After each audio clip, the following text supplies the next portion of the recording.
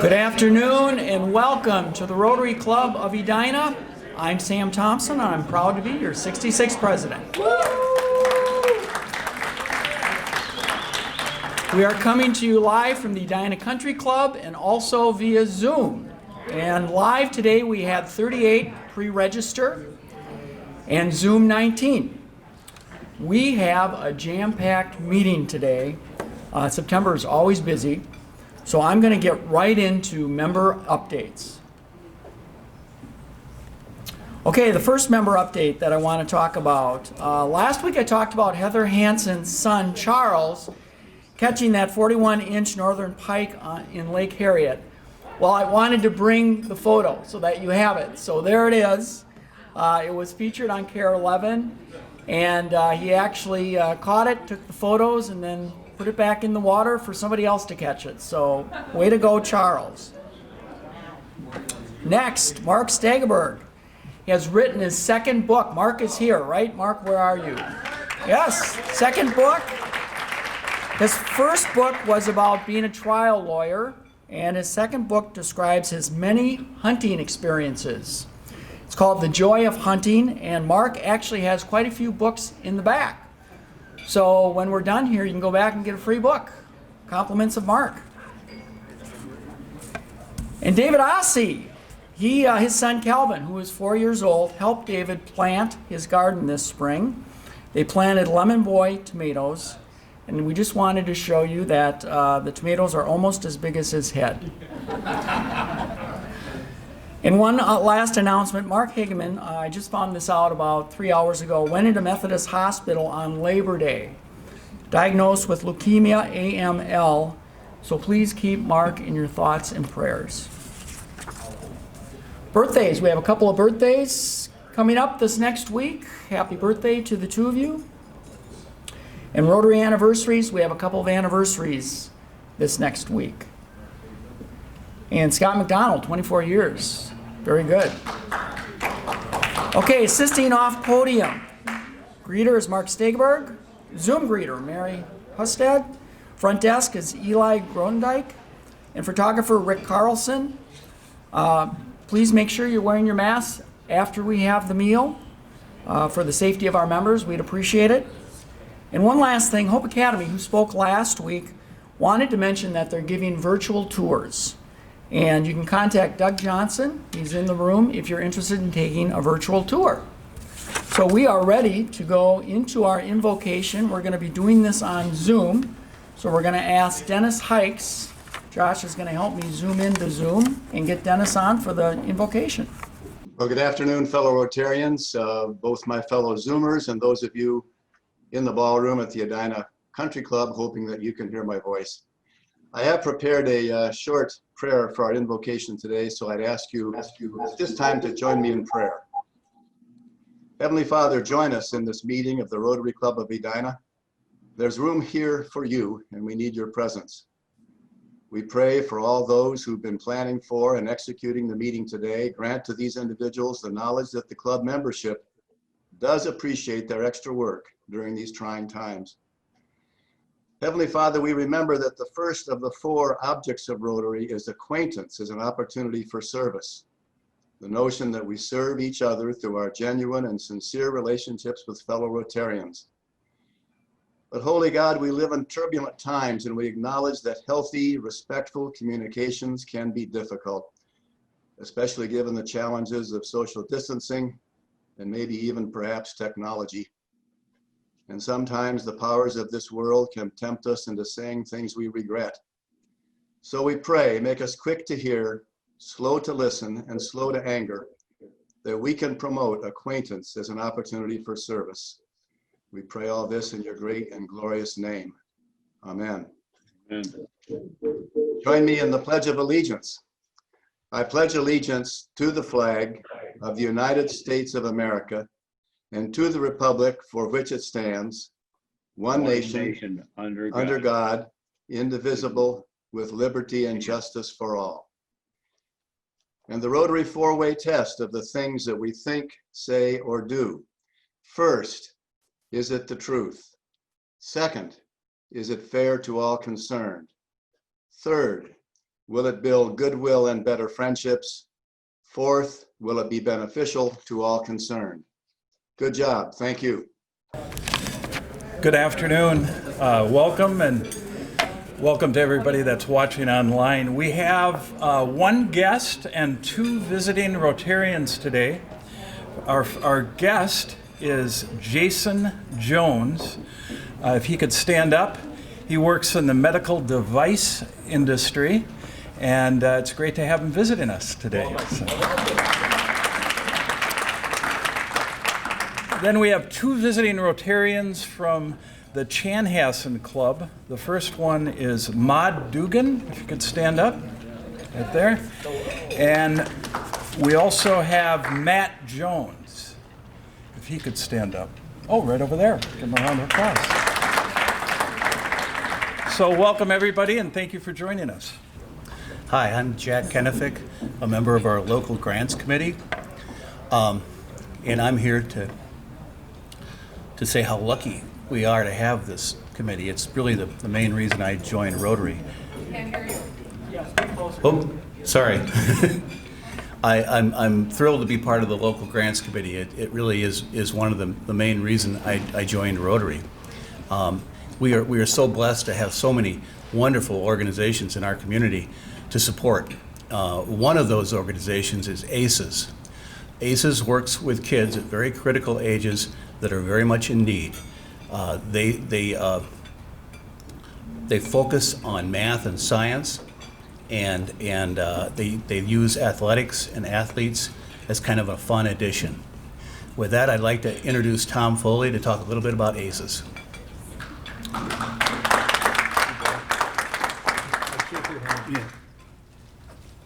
Jack, I'd shake your hand, but I don't think we can do that. Thank you, everybody. My name's Tom Foley. I'm a Minneapolis native, born and raised, and I've had a passion, as you introduced the day, for serving the people of Minneapolis and St. Paul. And in Aase's, we have a mission to serve grades 4 through 8 in an after-school program. Through your generosity, we have taken a grant and applied that to materials for our students, of which there are about 300. We serve schools in Minneapolis and St. Paul, and as Jack mentioned, we're affiliated with all the Minnesota sports teams as a way to promote education to those students. We're in a variety of schools in Minneapolis and St. Paul, and we've expanded to the Boys and Girls Clubs as well. We have a very lean staff, and if you look at our statistics, we beat the threshold of the administrative costs that most nonprofits are measured by in terms of the ratio of their administrative cost to what their total budget is. In other words, we're a very lean, efficient organization. We have about 300 students in Minneapolis and St. Paul, and we see that our mission extends to their families as well through COVID, because we're serving these students virtually, and now we have some of their brothers and sisters as we teach math and social and emotional development. So this is an after-school program which we have demonstrated has a tremendous list of benefits, including staying in school, better grades, and just better respect within the community.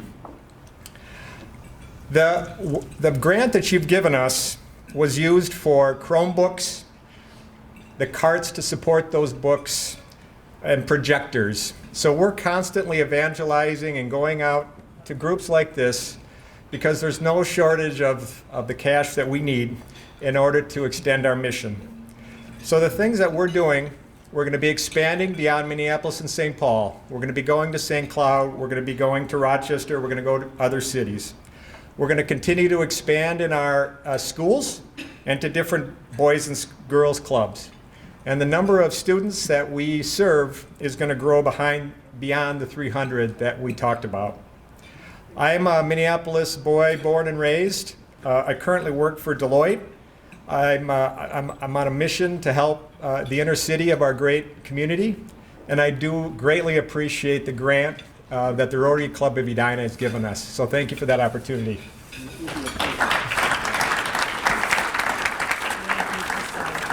No kidding. I wasn't expecting this. This is awesome. Rick, where are you?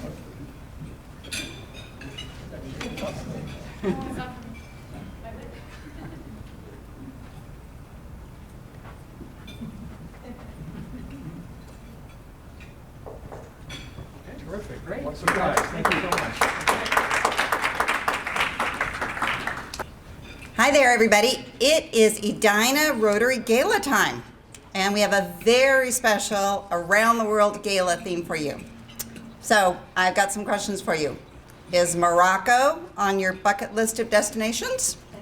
Are you craving an authentic Spanish paella? Have you been looking forward to a German evening of culture? Perhaps a trip to England was in your plans this year. We can deliver on that for you. You can sign up for a gala event and get away to these destinations and others without even having to go through TSA. So you should have received your invitation in the mail last week, but I can tell you the truth, I think it's easier to sign up online. So I would recommend going online. There was a link in the Barker this week. If you've got any questions, let me know. And I also know that not everybody's going to be comfortable going to different destinations this year. We do have a couple that are kind of planned for outside, but you've just seen the grants we've given, and those happen because of our Edina Rotary Foundation. The gala is really the way we raise money for the foundation. So I hope even if you're not able to attend, you'll consider giving a donation to the Rotary Foundation. Thank you, and thanks to all of our hosts and sponsors this year. It's just been such a joy to do this. We just have such a generous group. Thanks again. Bye-bye.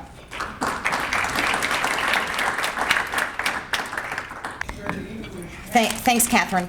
So I'm Susan Stiles. It's actually Stiles, and Kaylin's going to help me out. But the Y gets in there often. No, that's okay. It was on the other slide. Yeah, Stiles. That's okay. Now it says Stiles with an I. I got style.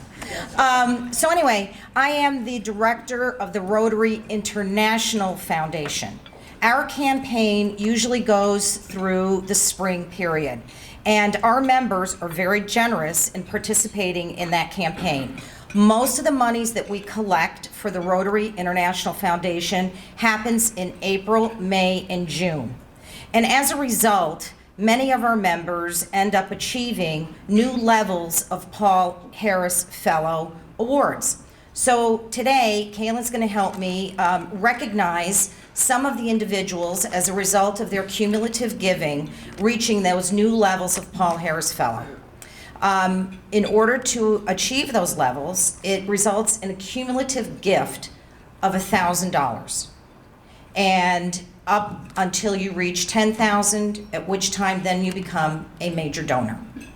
For new members of our club, we have a little opportunity for them to get their first Paul Harris Fellow by donating $334, and then we match with 666 additional points, reaching that 1,000-point level to get your first Paul Harris Fellow. To become a Paul Harris Society member, that's when you make a commitment of $1,000 at least a year of giving to the Rotary Foundation.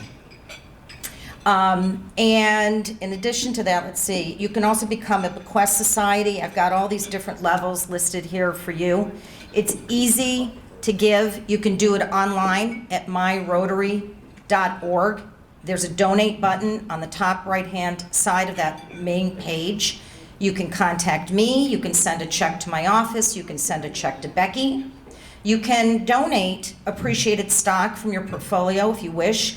If you would like to do that, let us know. We'll give you the mechanics of how to get that done. Many of you may work for companies that will also match your donation. And if you do, you can also contact me as well, and we can help you make that happen.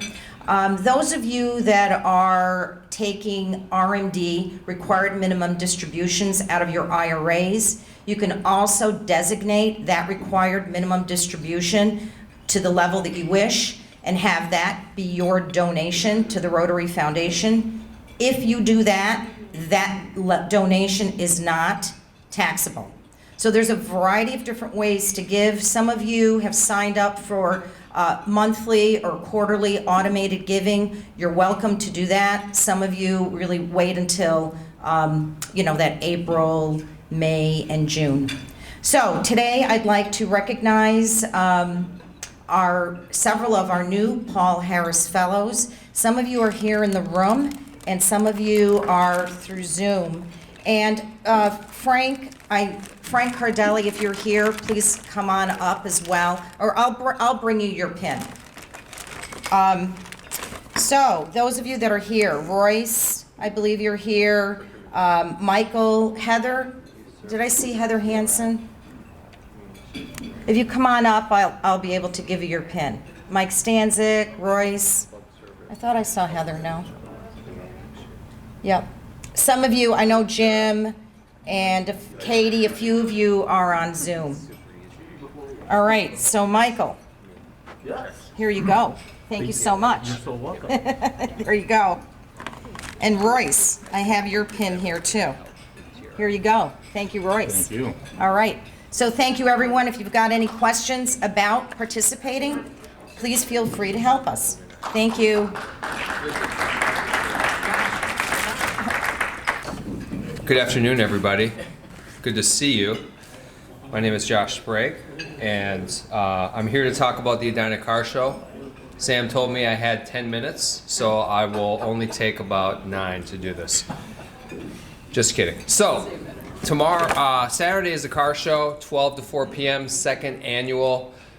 We expect to have over 100 cars, classic, vintage, exotic. We'll have DeLoreans, we'll have maybe McLarens. I know we're going to have a 2020 Dodge Challenger Hellcat Red Eye with 780 horsepower.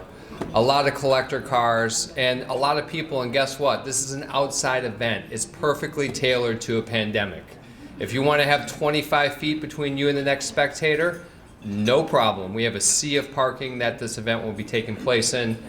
And I encourage all of you, this event was designed, we will be raising money for the Edina Rotary Foundation, which has a 94% usage rate, only a 6% administration costs on that money. But I encourage you to wear your blue because this event was designed as a public relations event. It's a chance for our members to go ahead and talk to other people in the community and spread the Rotary humanitarian mission. Hope to see you there Saturday again, 12 to 4 p.m. at the old Herberger's parking lot. Thank you. Next Thursday is the anti-human trafficking workshop right here at Edina Country Club. It is the joint meeting with the Morning Club. The group of speakers that we have put together this year is kind of like the dream team of human trafficking. We have a former pimp, a gal who was trafficked, and a police officer. The only aspect of the group is the John, and that was kind of tricky to do. But it's going to be a phenomenal workshop. The thing to remember is we need to have you register. We're doing both Zoom and in person. So please go to our website, and there's a Zoom link as well as an in-person link. And the other thing to note is the meeting starts early. So 11:45 for in-person, noon for Zoom. Michael, what time does Zoom start? Noon. All right. So sign up. It's going to be an awesome program.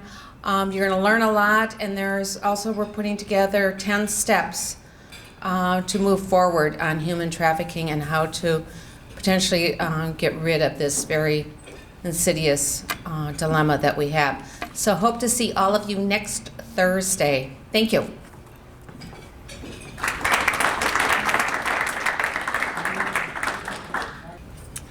Hello, everyone. I got my mask on. We're all set.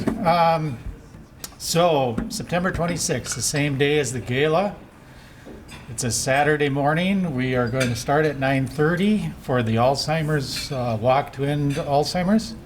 And we're going to start off in the pavilion at Centennial Lakes.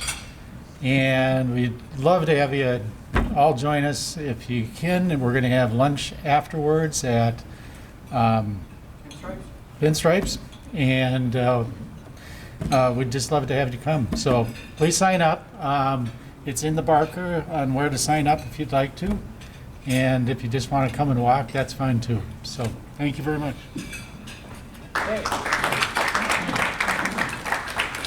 Fantastic. Thank you, Rick.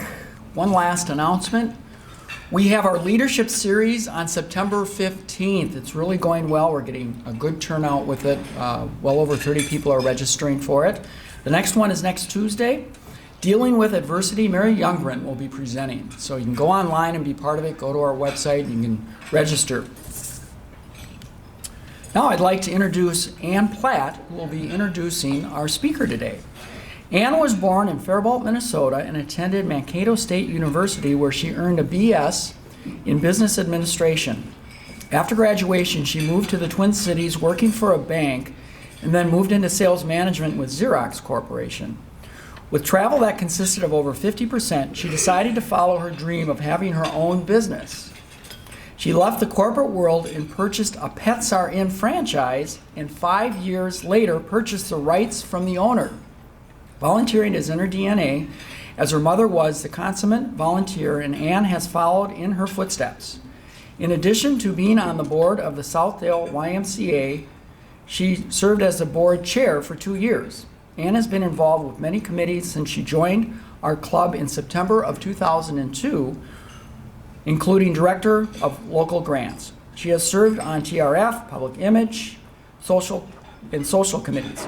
She was a member of the executive team from 2013 to 2018 and president in 2016 to 17.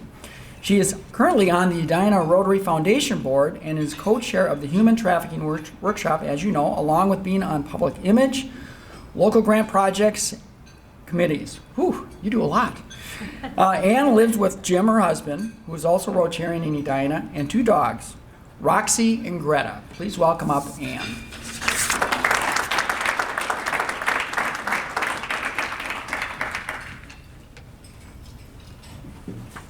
Okay, this is the last time you're going to see me today.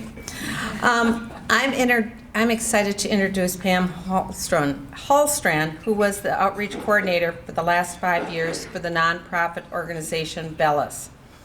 I first met Pam when I heard her speak at the Eden Prairie Rotary meeting. She shared how she became a mother through the gift of open adoption to 2 young adult daughters. Pam, well, they're adults now. They weren't when she adopted them. Pam is passionate about busting myths, stereotypes, and stigmas about adoption. Pam and her husband, Eric, live in Eden Prairie. Today, she is going to share her journey of adoption and the various types of adoption, as well as the vision of Bellis. Please give a warm Edina Rotary welcome to Pam Hulstrand.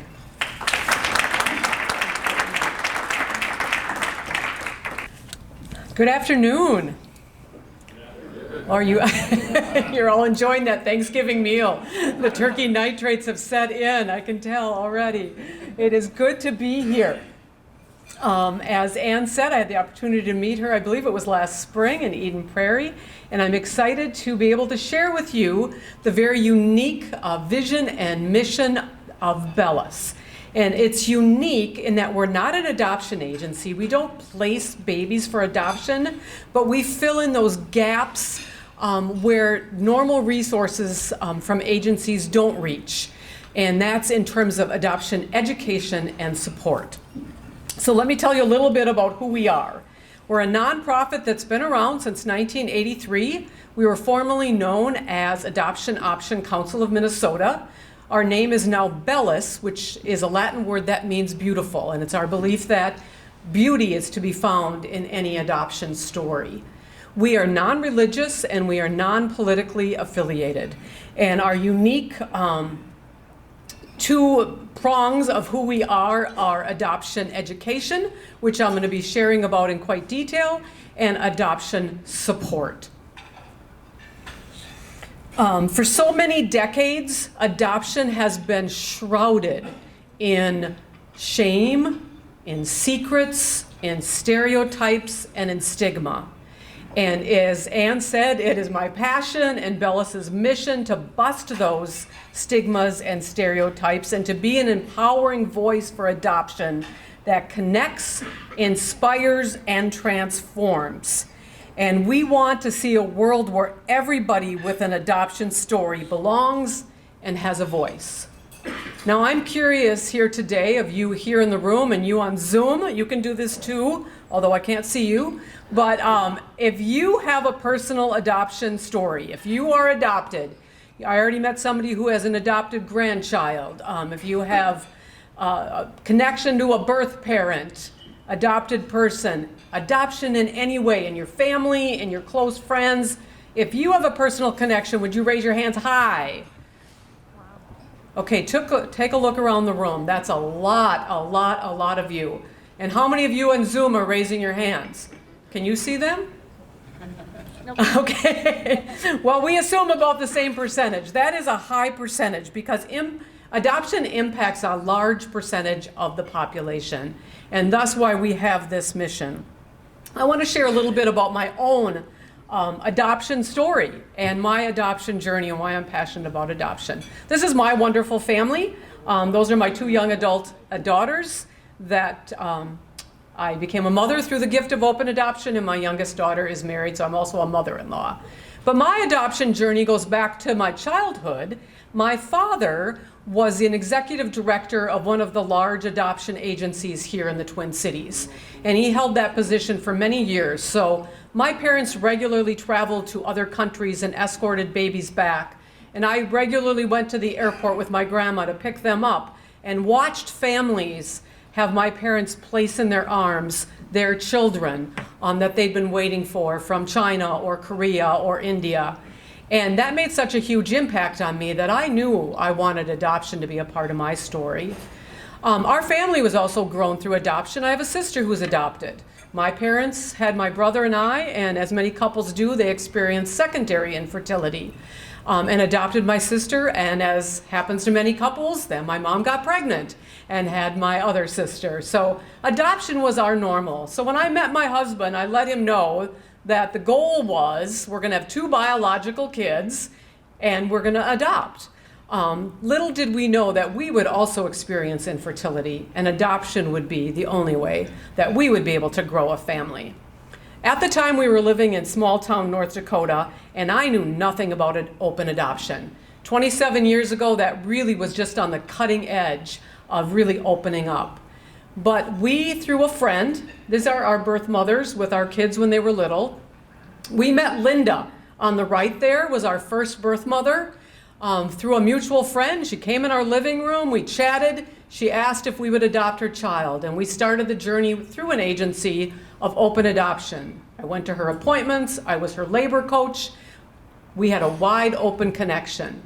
Interestingly enough, a couple years later, her younger sister Kim, the birth mother on the left, 15, a freshman in high school, also found herself pregnant. And she approached us and said, I'd also like if you would adopt my baby. And so our girls are sisters, but they are biologically, thank you. I do this to high school kids to test their knowledge. Yes, our girls are blood related. They have the same birth family. And we've had a wide open adoption. My younger daughter, Lisa, with her birth mother Kim, has had a very close relationship. They're only 15 years apart, and more like best friends or sisters.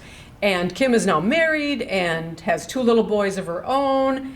And when my daughter got married 3 years ago, she asked Kim, her birth mom, to be her maid of honor in her wedding. And so we just have a beautiful, open relationship with our birth family that we are just passionate about.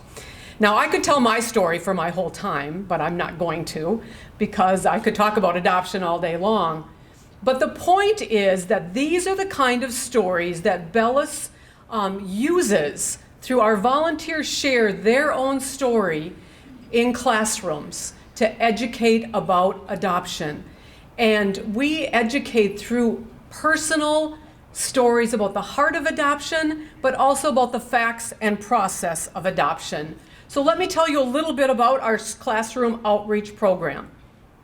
We have panels of volunteers that represent all sides of adoption. We have birth parents, birth grandparents, people who are adopted, adoptive parents, people that have adopted through foster care, international, domestic, all vantage points that form panels and go in and share these personal stories in high schools. Typically to health classes and family and consumer science classes like child development, child psychology. And we share the real authentic stories, which are beautiful and they're messy. They involve loss, they involve grief. They're not all Pollyanna stories. And we want to be real and educate young people about what adoption looks like and what it is. Now, obviously, that's changed a little bit. It changed how we do this mid-March because we go in person to schools. And so now, in this school year, we have created virtual options so we can still be very present and be a great resource for teachers in schools. So we have 3 virtual options. We can go live into a classroom just like we used to, but via Zoom.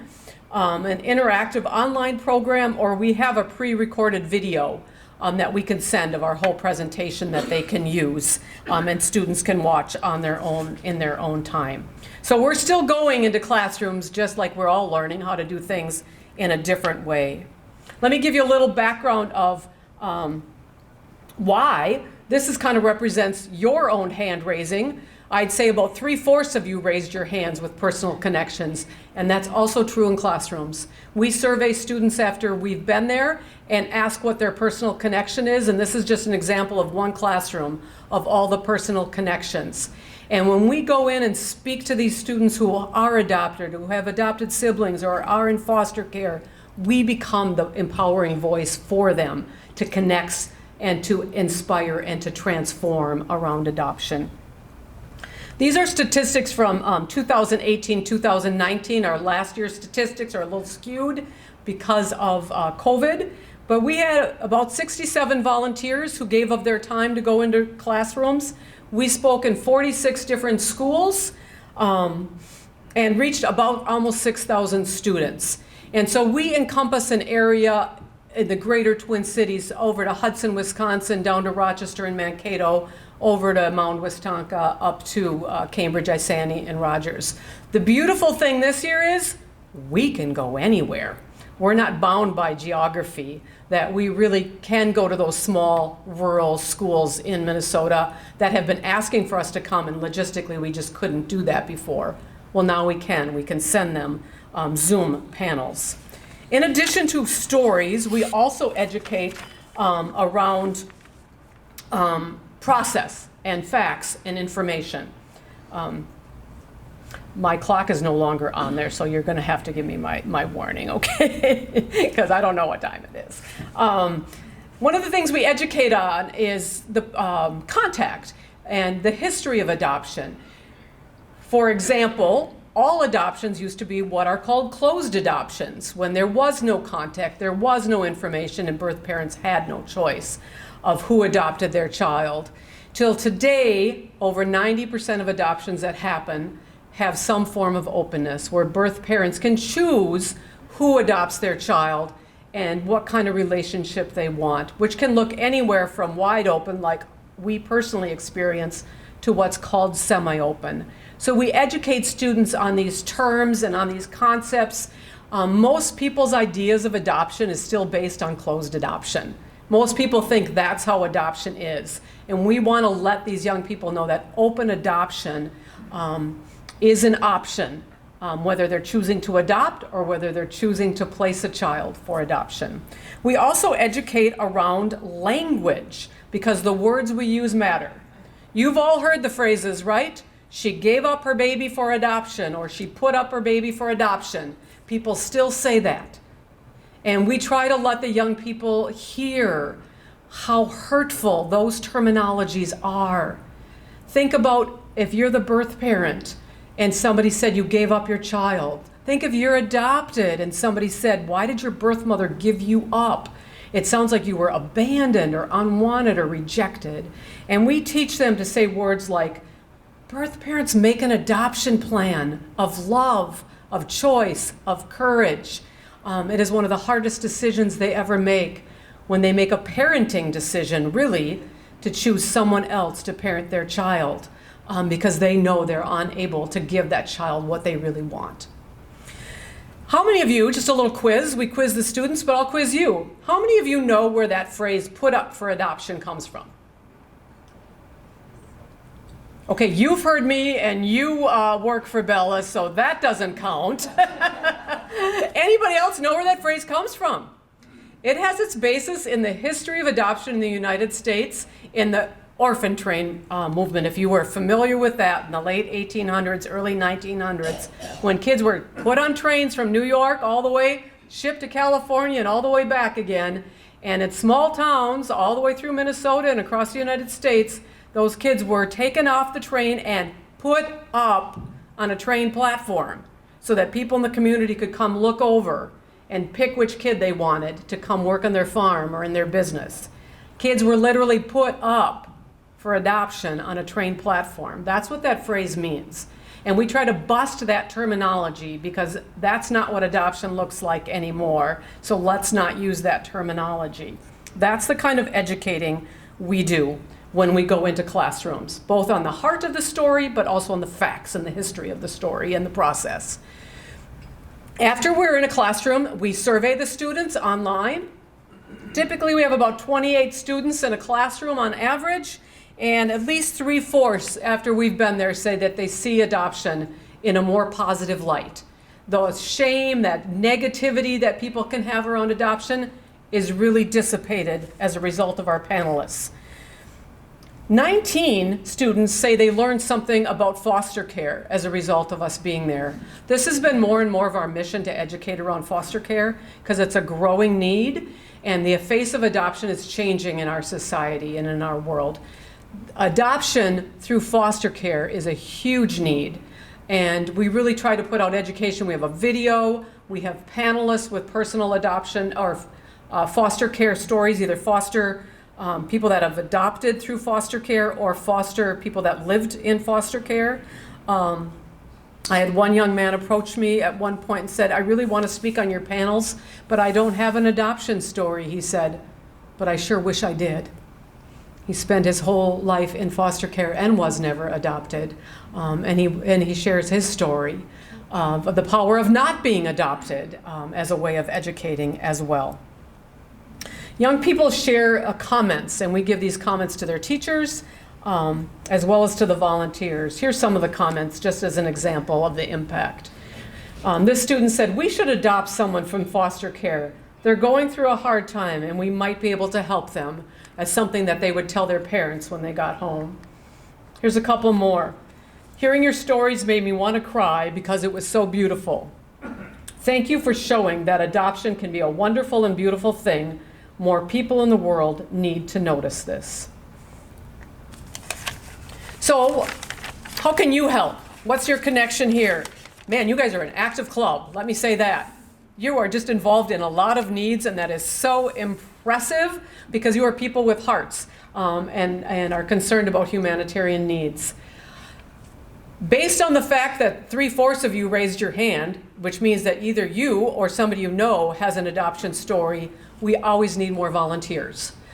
People with stories that they're willing to tell. So if you know somebody, take information that's on the table, share it with them, ask if they're willing to volunteer. That brochure will direct them to our website, and there's a volunteer application form.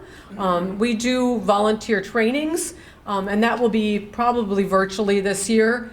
And based on how many people are interested and ready to join panels now virtually. So if you know people, direct them to Bellis. Say, hey, maybe you would be considered to share your story. And I'm guessing you have school and teacher connections. We're in a lot of schools. We have option and opportunity to get in a lot more schools. Typically, Phi-Ed, typically health classes, but we've spoken in English classes, all sorts of classes. And so if you have teacher or school connections, share our information, pass that on, or talk to Jennifer or myself and pass that information on so we can connect with them. I have to say Edina High School is one of our faithful high schools that we've been in for many years. It's one of the very supportive schools, especially in their child development, child psychology. Teachers have been absolutely amazing to work with.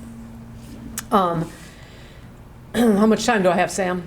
About 3 minutes. Oh. Q&A. Okay, so I mentioned that that's mostly our adoption education, going into high schools, middle schools, we go to colleges as well. Adoption support is the other arm of what we do in filling in those gaps that agencies are not able to. And how we do that is both through supporting birth moms, and we have a very unique annual retreat that we offer for birth moms. And we have birth moms they have to be at least a year from placement. We have somebody that's about 43, 44 years from placement. And the unique thing is these women come together, and many of them have never spoken about their adoption plan and never met another birth mom. And the healing and the dissipating of shame that has shrouded them for years is absolutely a beautiful thing to watch, the connection. So if you're aware of birth moms, this is a wonderful resource that we provide. We also provide connection for anybody with an adoption story. And typically we do this in person. Now again, it's virtually. Last Sunday of the month, September 27th. It's conversations and connections with adults from all vantage points. And it's a unique, organic thing to watch adoptive parents talk with birth parents, talk with adoptees, and learn from each other and have empathy for each other and help each other navigate this journey that's always changing and learning as we walk this adoption journey together. There we go. It's time for questions. Before I ask questions, though, I want to take the opportunity. As Ann said, for 5 years I served as the outreach coordinator. I completed that role with Bellis at the end of May. So now I am just a volunteer. We should never say that word. I am a volunteer. And I want to introduce the new outreach coordinator for Bellis, who is here with us today, Jennifer Sheridan, and I've asked her to come up and help field questions, because there might be things that you ask that she can answer better than I can. So question back there. I don't think I can leave my post, from what I'm told. My wife is adopted, and it was a closed adoption, and now we're stepping into, our mid-50s, and she's raising questions about how she takes that from a closed adoption to an open adoption. I know that's probably not what your forte is here, but how does one go about doing something like that? The question is, if somebody's adopted, his wife is adopted, in her 50s, was a closed adoption, and wants to navigate, how do we start that journey if we're going to go and decide to make it open? Contacting the agency is step number one. Working with a social worker who is trained in post-adoption work that can help navigate, because that can be a sensitive journey, because it's really up to the birth parents and their comfort level with forming an open. A social worker will help navigate that journey of both finding and then deciding what that relationship would look like. Can you give us a little context of numbers? Historically in the last 50 years, has supply and demand for adoptions been stable? Has it been growing? Where are we at? The question is statistics, just what the numbers are in the past 50 years with adoption. I'm a horrible numbers person, but general trends, ever since abortion was legalized and single parenting became more acceptable, the numbers of babies being placed for adoption has declined, and also internationally. A lot of countries have shut their borders to international adoption. And so there's a whole lot, okay, how's that for a very scientific number? A whole lot more adoptive parents wanting to adopt than there are babies available for adoption. And so average, because open adoption, some people could wait a month once their paperwork is done before they're chosen. Some people have waited 7 to 10 years to be chosen, and some people are never chosen because it's up to the birth parents to choose who they want. It's no longer the waiting list. You don't wait till your name gets up there. It's up to the birth parents. Couple more questions over here. See any change? You said parents, birth parents. Have fathers become involved in that at all, or is it? That's a great question. The question was, have birth fathers become involved at all? Because often we stereotypically only talk about the birth moms, don't we? Ideally, yes, and I think a lot more are stepping up to the plate and being involved in that decision, and even being involved in the open relationship with the adoptive family and having that same open contact with the child that they placed, which is a beautiful thing to see. But it's still a very low percentage. Do you do any regular counseling with people struggling with the question of abortion? That is not our role with Bellis as a nonprofit. We would refer them to a pregnancy resource center that does counseling, or to an adoption agency that would be helping them look at all those options of abortion, adoption, and parenting, and weigh their options, looking at all sides. That's not our role. Good question. I'm curious with the popularity of like 23andMe and Ancestry.com, what is the effect of that currently on people finding things out that they weren't even looking for, or be able to find each other when not everyone's on board? I mean, that's a great question. The question was, how has the 23andMe and testing like that, how has that impacted adoption?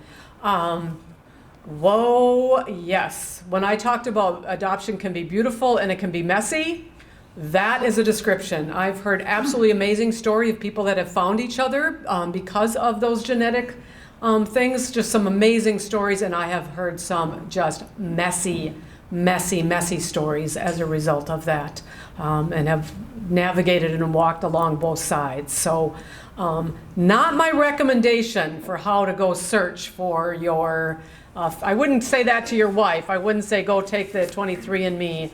That becomes very messy. I have a lot of friends who adopted their children from overseas, such as Korea, China, and like Romania, Ethiopia. I mean, lots of countries. Some of them told me that it was very expensive. Some told me they paid per child as much as like $30,000 to $35,000, and they're still very young, struggling parents. So I have more respect for them after hearing that. Now, when you adopt a child locally, meaning within Minnesota or within the United States, roughly how much do they have to be ready to pay? That's a great, the question is how much adoption, what does it cost, domestically as well as internationally? And typically 20 to 30,000 is the average for a domestic adoption, and international can go up to 50,000 or even more.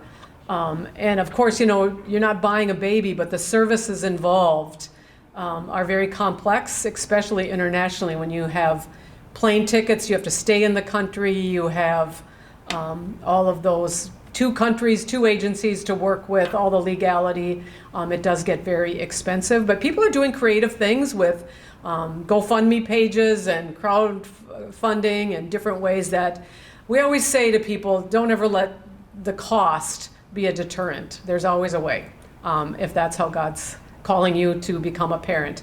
Thank you very much. Jennifer and I will be around afterwards if you have more questions, and on your tables are some literature. Feel free to take that.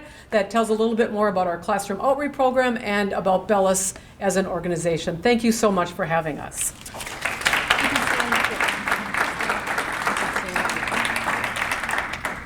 Pam, thank you so much for sharing your beautiful adoption story with us and for sharing Bellis with us. You've opened my eyes to adoption and something that I sort of took for granted, so thank you. I don't know if you know, but from literacy and peace to water and health, Rotary is a global network of 1.2 million problem solvers who unite to take action to create lasting change to better our world. In honor of your presentation, we will be making a donation to the Sheridan Story, an organization focused on providing weekend and other food gap programs to over 10,000 children in the Twin Cities. Thank you for being with us. Awesome, thank you. Thank you.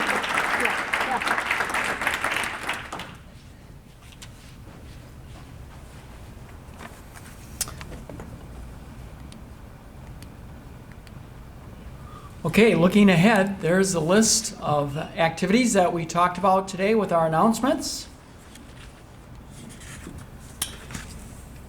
And remember that we have our human trafficking that we talked about also next week. I want to thank you for attending our meeting live and on Zoom. I want to thank Pam and Jennifer and the Paul Harris Fellows. Thank you so much. And I'd like to leave you with a quote. I have 4 children, 2 are adopted. I forgot which 2. Bob Constantine. With that, meeting adjourned.